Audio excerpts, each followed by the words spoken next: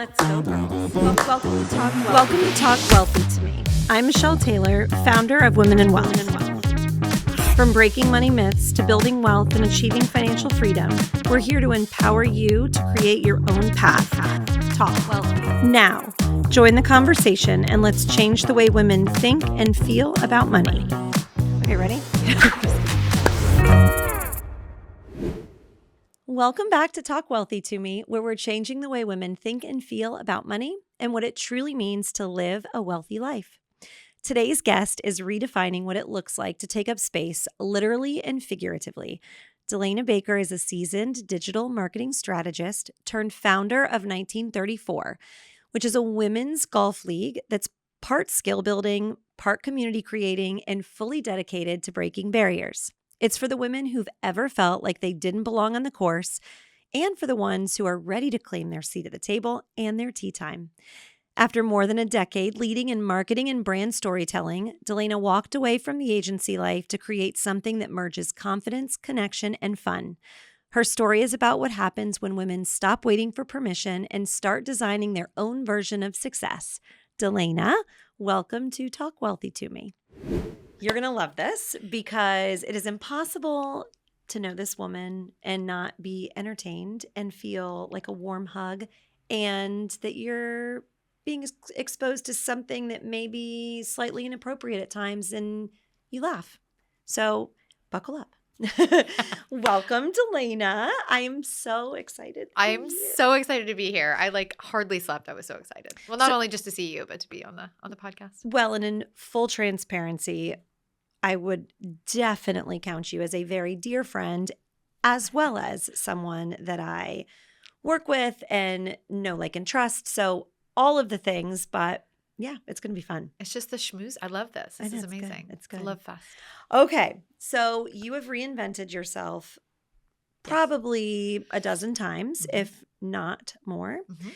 And I think that your ability to do that is incredible because you've done all of these things well. And then you kind of say, okay, on to the next. And that has led you to what you're doing now that I can't wait for you to share with everybody. Mm-hmm. So let's start there. Tell everyone who you are, about you. I'm Delaina Baker, and I started my career actually in college. I told myself I wanted to be a New York Times bestseller. I love writing. It's a passion of mine. I'm very good at it. And listen, if I'm not going to toot my own horn, but toot toot. Okay. I'm good at writing. And I thought for sure by the time I was 25, big dreams. That obviously didn't happen yet. Yet. I love that. And then I sort of long story short, fell into social media when it was becoming a big thing. And I thought, wow, I can write and then I can also help people on social media. That's a thing. Didn't realize it was a job. And that was 12 years ago. And it kind of took off. I didn't expect it to be a career or a job. I was just having fun with it. Mm-hmm. And it grew into a business, into an agency. And then it got to the point where the agency, I was kind of capped at a limit. And when you say reinvent yourself, I got a little burned out. I was like, I need to take a step back. I need to figure out what I want to do with this. Mm-hmm. Sold the agency and then kind of started anew with some consulting and working with other firms, and still loved what I did. But there was something else pulling at me. Mm-hmm. And it started 15 years ago. And that was playing golf. And I know it sounds like, what, golf? That's a thing, but it was such a big thing for me. My husband taught me how to play. But by the way, don't listen, if your husband is trying to teach you, don't let your husband teach you. I'm just saying. Husbands shouldn't be allowed to teach you how to drive a car or play golf. Amen. So I love my husband. Ken is amazing. He's great. But I was like, it was not working out. He's like, let me buy you some lessons. And once I took lessons, and then I started getting on the course more. And I'm extremely extroverted. You know that. I mean, people can tell when they first meet me. I started joining these leagues that were social leagues, and it'd be 9 holes after work. And that's honestly how I built my network or my net worth, by playing golf. Because when you play golf, you learn a lot about people that you don't know. Maybe you do want to do business with them. Maybe you don't want to do business with them because they're like, how they treat people, how they approach disappointment or celebrate a win. Yeah, absolutely. If they cheat, you're like, there's a lot to it. So I ended up, kind of growing this little sort of group of women that played golf. but it wouldn't expand from there. I'm like, I want more women to play golf with. I want to meet more people. And I know that golf is intimidating for women. And I wanted to sort of break down that barrier. I wanted to introduce golf to women to let them feel what I experienced, growing your business, growing your, career, or advancing in your whatever it is you want to do. Yeah. But also too, it's this sort of self-discipline that you learn about yourself. You learn a lot about who you are, how you handle things too, stress. There's a meditative part of it too, oddly enough. There's just so many different facets when it comes to playing golf. But when I step onto a course, like 7:30 in the morning for a tee time, because I love those, just the wet dew on the grass, the smell, the peace. I can turn my phone off. Nobody's bugging me. Mhm. It's just everything just shuts off. The world shuts Yeah. off. And I wanted more women to experience that. But there are a lot of limiting beliefs with golf. I'm not good enough. I'll look stupid. I'll embarrass myself. It's expensive. And All it's of a that. lot of guys. Oh, it's a lot of dudes. It's a lot of golf bros. And I've talked about this numerous times too. It's intimidating because I've had comments come at me. Now, you know me well enough to know, but for the audience, I'll come right back. Mhm. So I No know that. shrinking violet over here. No, not at all. And I know that a lot of women are challenged with that because they'll get told at the driving range or on the golf course what to do. And they don't necessarily feel intimidated because they're like, oh my gosh, I feel dumb. And it was just all of those bits and pieces together. And I wanted to break down that barrier and create a safe space for women to be able to learn to play golf, advance your skills with golf, Mhm. or if you're an advanced player, let's try some mentoring with women who have just started. And that's the community that I wanted to build. And that's why I started what I called 1934. I love this name so much. Yes. And that name comes from the year 1934 was the year we first had a professional female paid golfer.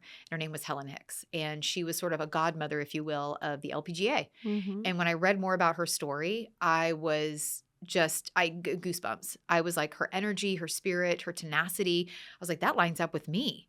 And so I just kind of wanted to keep that momentum going and build something for all women to experience what I'm experiencing. And of course, the women that are in the group as well, to just Mhm. with the game of golf and how fun it is. Yes, there is standard tradition to golf, and I do feel we should uphold those values.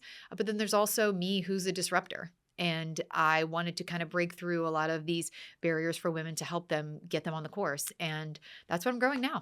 Well, and doing it in a different way. And I think, just like we've talked about before with finances, anything that women are coming into that is heavily male dominated, it's hard to admit that you're over your skis and ask for help. Mm, And you don't want to feel like you don't belong there, right? A girl playing with the guys, you don't want to feel like they're thinking, oh, I wish we had a fourth guy today. uh-huh. But also, if then you say in a state of vulnerability, okay, I want to get better. I want to do this. I want to improve.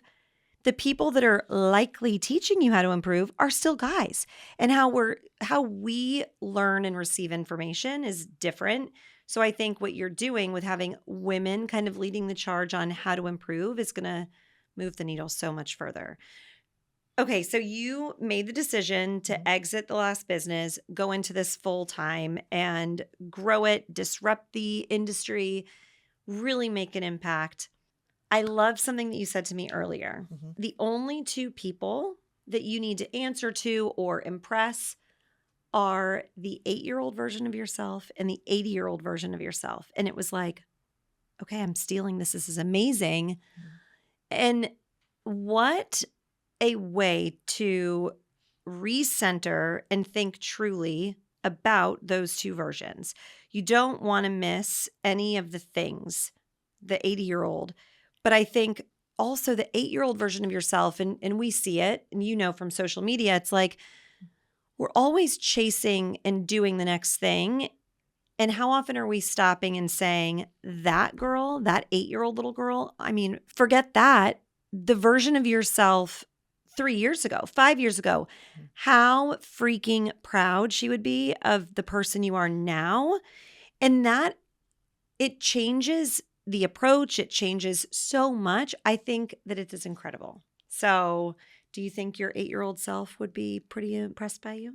I think she's pretty impressed. I think the fact that I traded in, she would be surprised that I traded in my ballet slippers for a golf club or for golf shoes. Well, but Definitely would. But I remember even at 8 years old, I was pretty tenacious and, wanting more for an 8-year-old, always wanting the next best thing and trying to outdo what I had done before. I think I'm like that just naturally. So I think looking back, I think she would say, "Oh, wow, that's what we're doing." She might be a little like, "Oh, okay, but Really? wow, how many cool things, how many cool people we're meeting." Because again, at 8 years old, I was extroverted.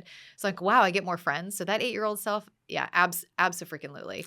And the 80-year-old self, we've talked about this before too, but leaving a legacy and leaving an impact where you stood, making a difference in your community, making a difference in other people, not in a self-serving way, but in a way that, wow, I helped so many other people do something that I loved with my passion. And I just can't think of any other way that my 80-year-old self would be like, cool. And to just dive in and do it. Like, I didn't want to be sort of, Think about it and yeah, I didn't want to right. look back and go, I should have, when I think, wow, I did that. However far I get with this, Well, and you're really good at that. And I know I've told you before, okay, well, let's slow down because your brain and your is always moving yeah. so fast and you're such a big thinker, but you're very good at taking action on something immediately. Hmm. And that is definitely a very positive thing for people to implement because sometimes things and ideas get lost in the waiting. Hmm. So, but I love that. I think, gosh, can you imagine if we started I talk about these like money dates Hmm. and State of the Unions, but can you imagine if you thought through doing like a self check quarterly or annually or every day where you're saying, okay, what would my 8-year-old self say to me about this last season of my life, this Hmm. last couple of days? And what would the 80-year-old version say? And kind of because it gives you kind of a good balance. I've never thought about it daily. I like that idea because I typically only think about it when I'm making a decision, but I like thinking about it more often. Well, think about it. If you have a very busy day and to be able to say and feeling run ragged, which is something that happens to me, I try and cram so much into 24 hours. Maybe the 80-year-old version of myself would say, yesterday was too much. Like, don't do that again. Hmm. Just kind of I like thinking, I that. don't know. That's really cool. We'll Yeah, have to try it. I'm gonna try it because I don't think about it, that part of it. No. And I mean, and credit Ken and I, my husband is the one who kind of introduced that mindset to me when we were both making some really big decisions in our lives. And we're empty nesters now and we get to make these different paths, with it. And that's really cool. And he sat me down. He's like, listen, we're a couple, we're a team and we do everything together and we're all, but I need to tell you that these are the two people that I'm impressing. And it hit me like a ton of bricks. I'm like, oh my God, that's so amazing. Thank you, Ken. Yes, thank you, Ken. But to think about it every day, you've just now challenged me, and I think I'm going to write it on my mirror because I have little things on my mirror, and I want to be able to just remind myself of that. I think that's spectacular. We're going to do it. We're We're going going to to hold do each it. other accountable. I love it. If you guys do it at home, tag us and tell Yeah, us. We want to know how this goes. absolutely. Okay, so let's take a little bit of a turn. Sure. Because you've been successful and done the business ownership track, entrepreneurial journey a few times. Yeah. Did it feel like you thought it would be? Did you grow up wanting to be an entrepreneur? I know you wanted to be a ballerina. Me too. Just not tall enough. But, when you looked at people that were building businesses and then you found yourself doing it, did it feel like you thought it would feel? And what are some things that you did really well and maybe some things that you didn't do so well that may help somebody listening? That's a great question. Loaded question, and I love it. I love those kind of Mhm. questions. I was definitely an accidental entrepreneur. It Mhm. was something my boys we have 4 boys, and I was doing car line in the morning and car line in the afternoon, homework, snacks, baseball, lacrosse, all the things. And I wanted something for me because that's how I am. I loved staying at home with them and I loved, supporting Ken and all the things he was doing too, but I wanted something for me. Mhm. And that was where sort of that writing kind of came in and it built into this business that I mentioned. Uh, but I had to learn about business, and that was a lot of things I didn't expect.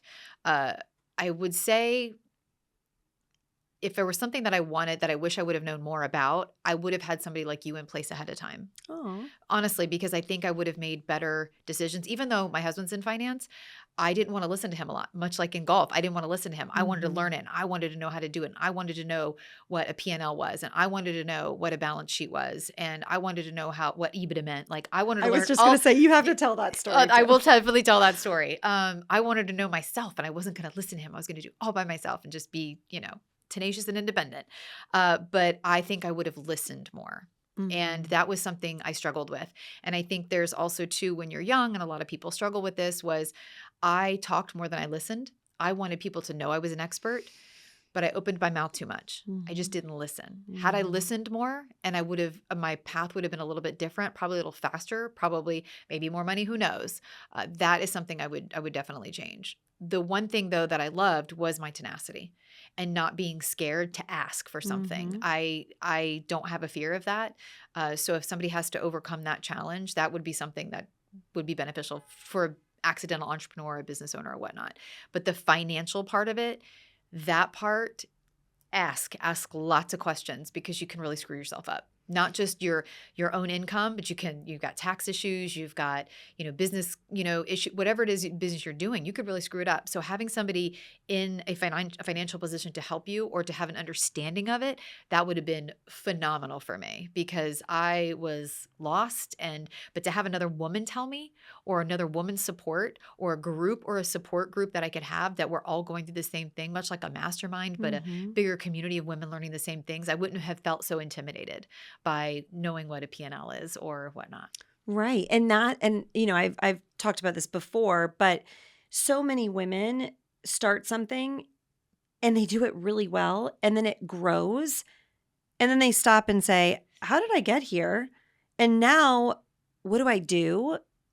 And that's where it's just having conversations and talking about it. People don't Just have talk to do about it. it. And I think, to your point, what I love, the mission that you're on is, women don't talk about money, and we Mm-mm. need to. We shouldn't be embarrassed to say, well, I'm only making this, or I am making this. I think having those open conversations, and had I had that opportunity to do that way, way back when, I think I would be in a different position today. I'm not upset about the position I'm in, but I definitely could have made stronger, better financial decisions uh, growing a business. So for anybody that's listening that may be just starting out, either in the workforce or after a big life event like a divorce and starting over, or starting a business. I think if I'm hearing you correctly, and I'm going to say it because I believe it, ask for help from the people around you before you need it. Yes, It's just like if you wait to hire somebody on a team, or let's say hire a babysitter to help you so that you can go on date night. It can be anything. If you wait to hire someone until you're ready, it's too late. absolutely. And I did make a few of those mistakes. Yep. So, how was your relationship with money as you were growing up?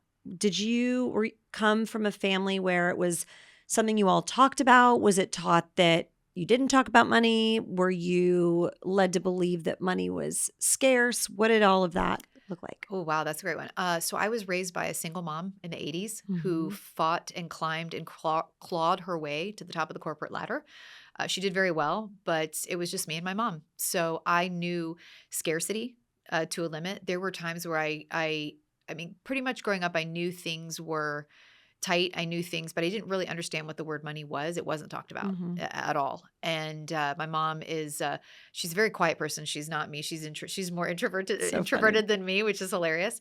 But I could tell that when she did have money, she would do the right things with them. But I didn't Yeah. understand that's what was going on. I was frustrated because I wasn't getting a new pair of shoes, or I wasn't getting.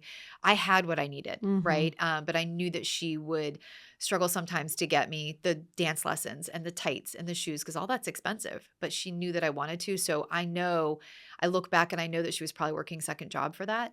The older I got, she, advanced in her career, and things definitely got a little bit easier, but still money was not something that was talked about. So when I graduated high school and started college, and money was confusing to me, I made a mistake with a credit card, and I will say I never made it again.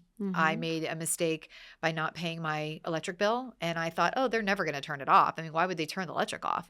And those were in the days where you had to go down to the electric company Oh with my cash in gosh. your hand to turn it back on. And so I learned that way. They will turn it off. Yes. Yeah. And even though my mom still, we had a lot of cushion the older I got with money, it wasn't my money. And it was very clear that it wasn't. I still had a job. I had to Mhm. pay for my gas. I paid for my car insurance. I paid for clothes, things that, were sort of, my mom was even though she could afford it, she was teaching me, not realizing that's what I was doing, that she was doing.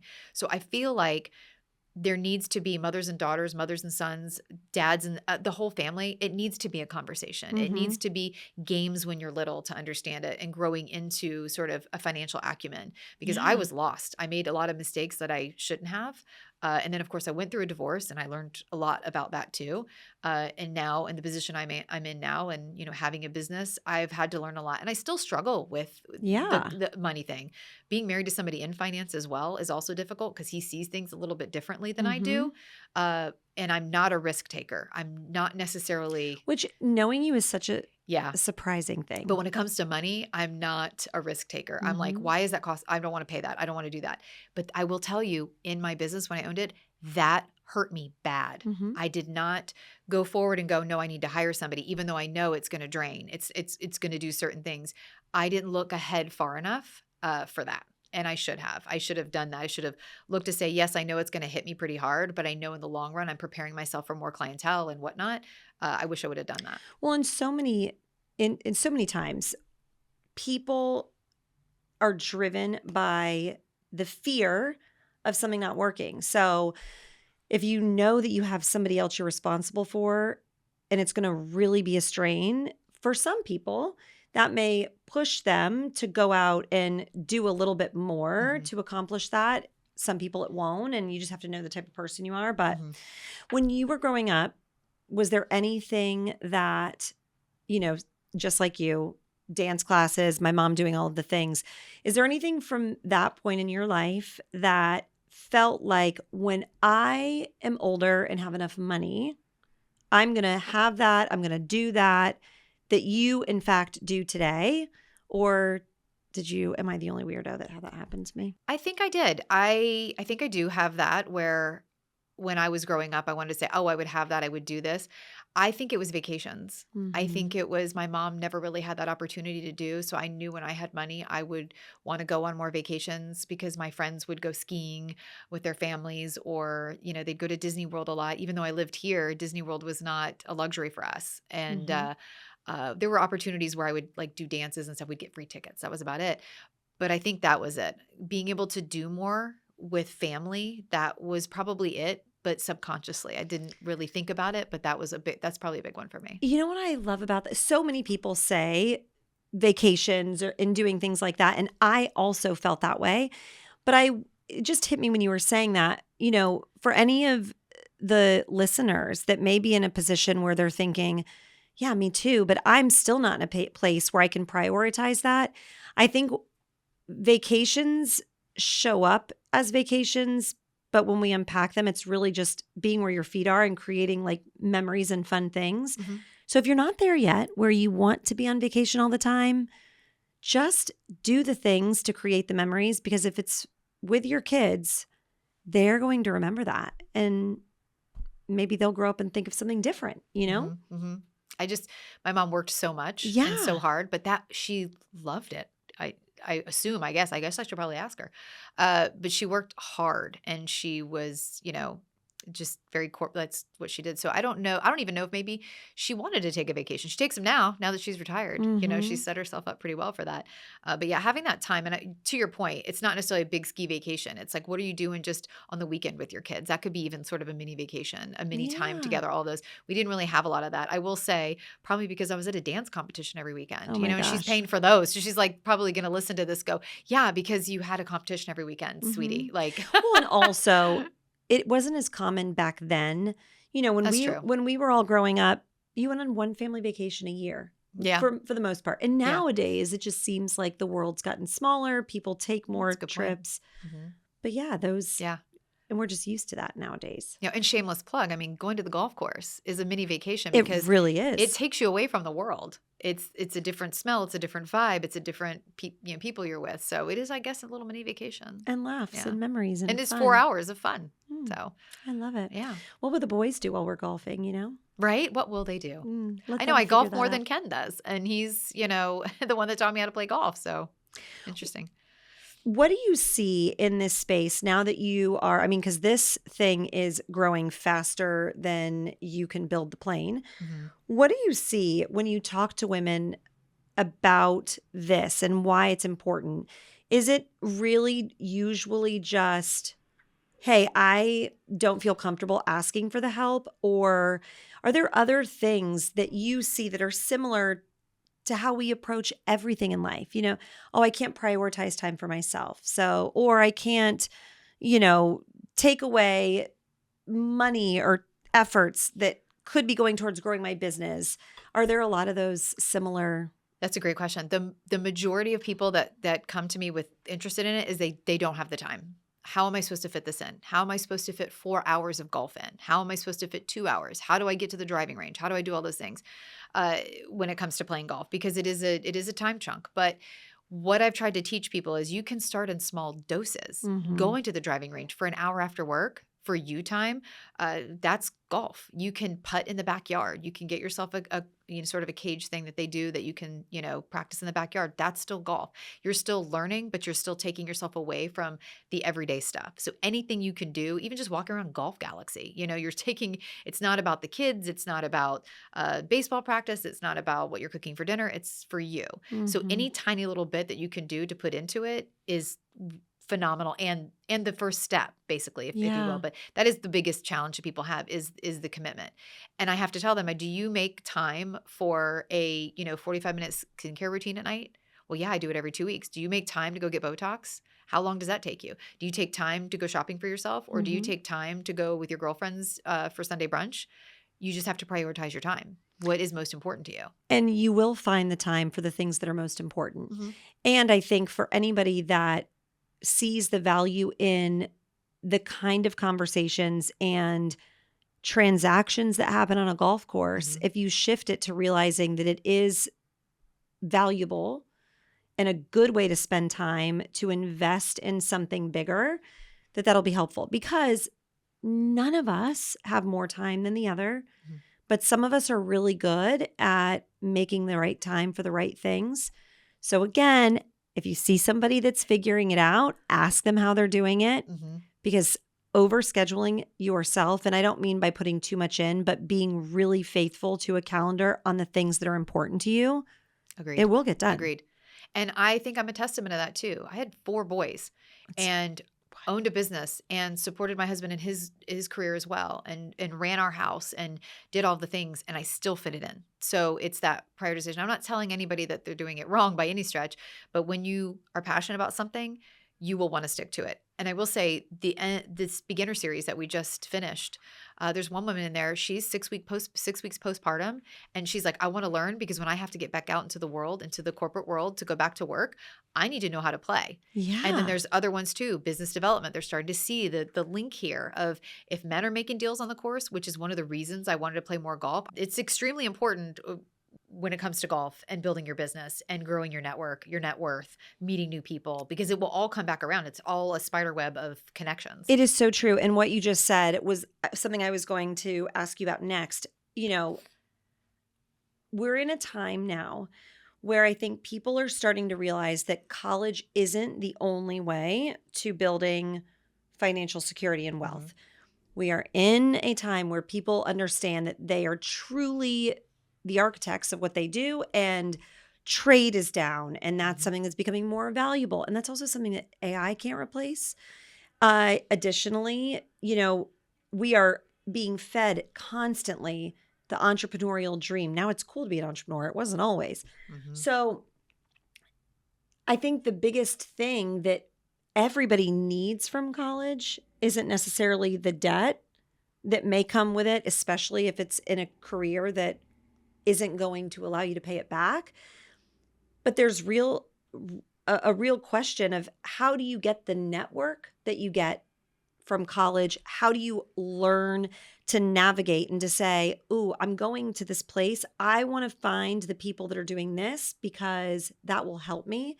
And I think you learn a lot of that in college, but the boys are doing it in other areas. So it's really truly not about what the activity is. It's about, what do I need to get me to this next place?